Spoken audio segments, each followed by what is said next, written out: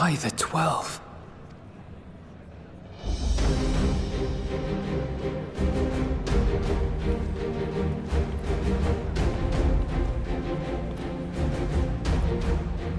Glad you could join us. I hope you don't mind, but we went ahead and started without you. As you can imagine, our traveling companions were eager to become acquainted. 'Tis a rare thing indeed to see such a diverse and talented group of individuals assembled for a single purpose. We fight not only for the sake of Eorzea, but for the entire world, including the people of Garlemald. Much rides on the efforts of the Ilsabard contingent. Indeed, which is why I am glad to find myself in the company of many trusted comrades, yourselves included. Lucia! I have come at the behest of Lord Emmerich, who has honored me with the role of Ishgard's representative. And for the good of all nations, not least my former homeland, I am determined to see this mission through to its end. We have a hard road ahead of us, but walk it we shall, together.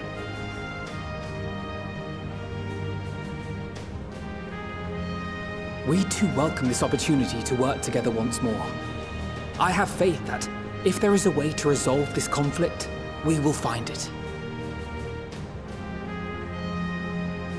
Allow me to introduce you to the rest of our company. Everyone! If I may have your attention.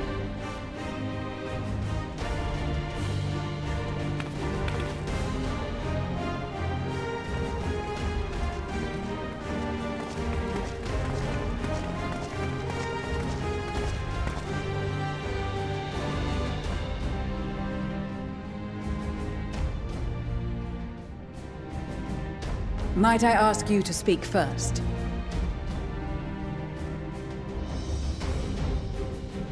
If I must, I am Arun Senna, spokesman for the Gridanian delegation. Here on behalf of my esteemed sister, the Elder Seedseer, we shall provide support and protection to those in need during our time in Garlemald. To that end, I am joined by healers selected by the Conjurers Guild, with the Order of the Twin Adder's Finest serving as our escort.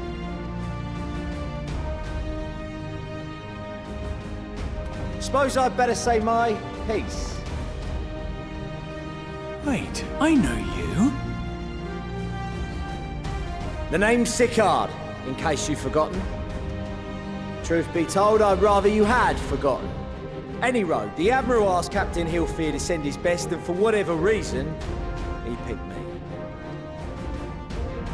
Of course, if I'd refused, I'd be the laughingstock of the bloody executioners, and my reputation's taken enough of a keyhauling as it is. But more importantly, like any pirate worth his salt, I know when you're staring down a storm, you gotta trust in the commander of your ship. So if the Admiral wants us to go to Garlemald, not for plunder and glory, but the promise of peace in our time, then that's what we'll do. Since we all know how much the Empire loves its steel, we thought we'd bring along a few smiths to make the most of it. Give them a pile of scrap and they'll cobble together anything you fancy. Of course, just like the Gridanians, we got fighters of our own. We might have come with a more constructive purpose in mind, but we're more than capable of cracking skulls, believe you me. Well, you're certainly raring to go. Then again, so are we. The most dependable warriors of Uldar and Alamigo have assembled at the Sultana and General Aldin's behest.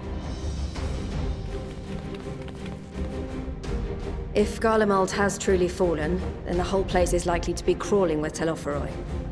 We'll need plenty of troops to clear and hold a path for others to follow. That's where we come in. Naturally, Marshal Tarapin and I will be leading from the front.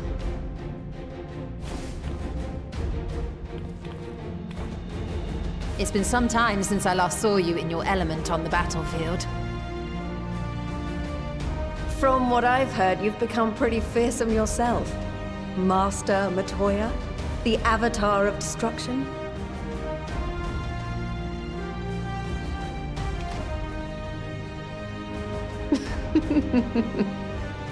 With comrades like these, I know we'll succeed, no matter what awaits us. And then we might finally get a chance to enjoy a good long rest. But until then, let's give it our all.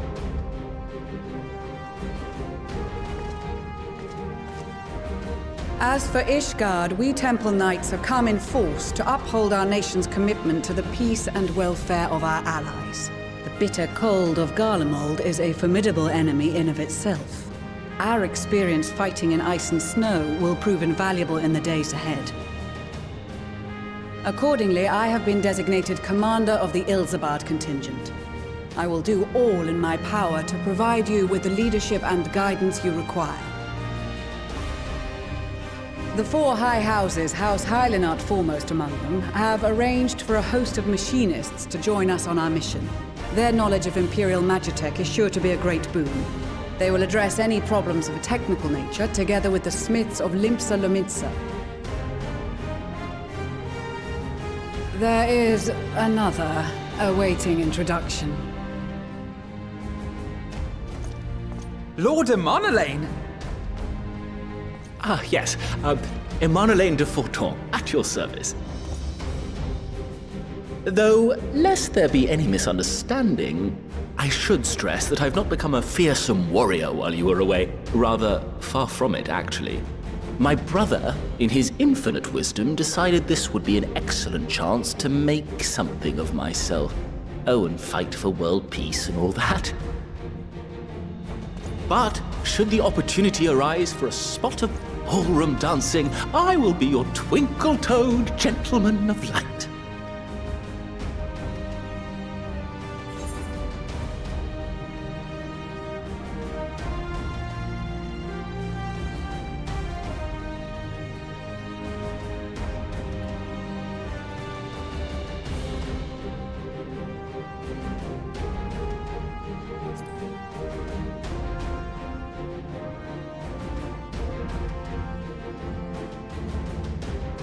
Huzzah!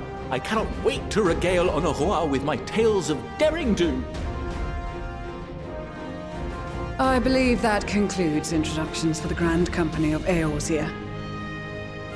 Our allies from the Eastern Alliance were due to arrive some time ago, but it would appear they have been delayed. Would that be the shinobi of Doma?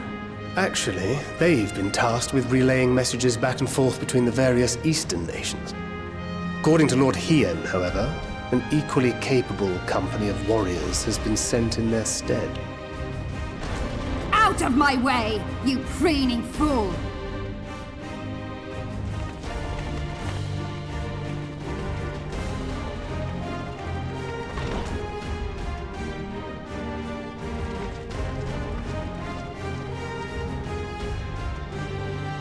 Forgive us for coming late.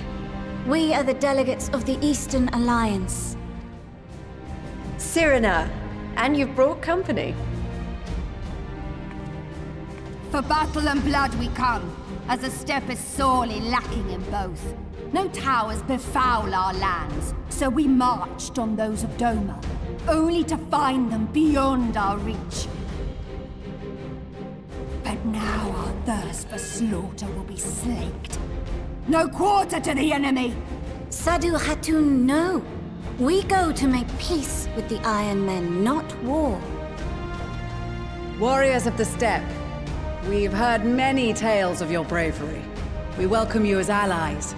And these other ones you have brought are...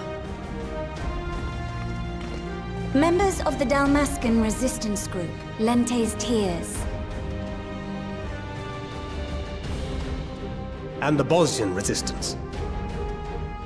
Between them, they have a wealth of experience in espionage, and are particularly adept at infiltrating Imperial facilities.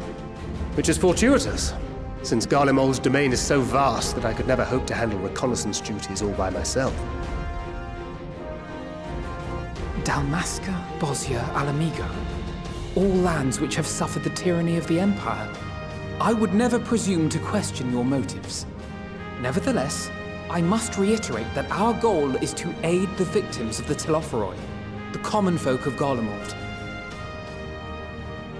And they are victims, make no mistake. though I understand that many may struggle to see them as such. You're more right than you know.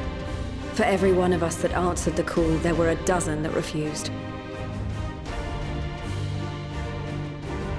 Not only in Alamigo, but everywhere we went. And who could blame them? The Empire's always been the enemy. But after seeing what we've seen, fighting and working against and with Garleans, there's no denying the simple truth. They're just people. No different from you or I. They've got their share of liars and murderers, but so do we. So do we all. Fordola, who once swore herself to Garlemald, has proven herself a trusted ally time and time again. Every Eorzean here knows Cid Garland, the Imperial defector who shared with us countless technological wonders. Gaius bloody Baelsar himself is working to help rebuild Wurlid, a nation he once conquered. So you can believe me when I say that every fighter here understands and accepts that the Imperials are not monsters and are deserving of help. Or at least that they were able to put aside their feelings for the greater good. It won't be easy, but we're all determined to make this world a better place.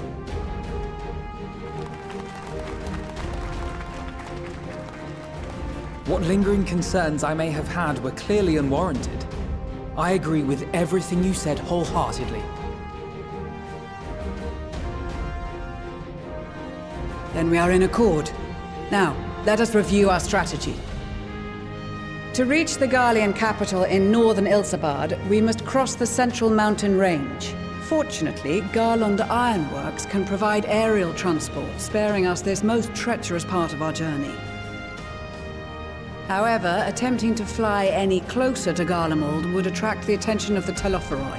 As they appear to have seized control of the majority of the Imperial military, we must assume that includes its fleet. In addition, Garlemald possesses devices that can interfere with airship navigational systems, further discouraging an airborne approach. Given the circumstances, the closest we dare deploy our contingent is an area between the range and the capital, the Magna Glaciers. From there, we must travel the rest of the way on foot. We will also need to bring the airships with us to ensure we can withdraw with haste. Although much of the terrain will be blanketed in snow, we should be able to make use of local roads and shipping facilities. The vast ice field will afford us an unobstructed view of the surrounding area. On the other hand, it will also allow others to easily spot us. So, it is imperative that we only make camp in positions where we can easily defend ourselves. And the airships, which must be kept safe at all costs. We cannot account for every possibility, so we must be prepared to think on our feet. We will be tested. Sorely tested, I expect. But for our homes and for our people, and a people not our own but in need, we will succeed.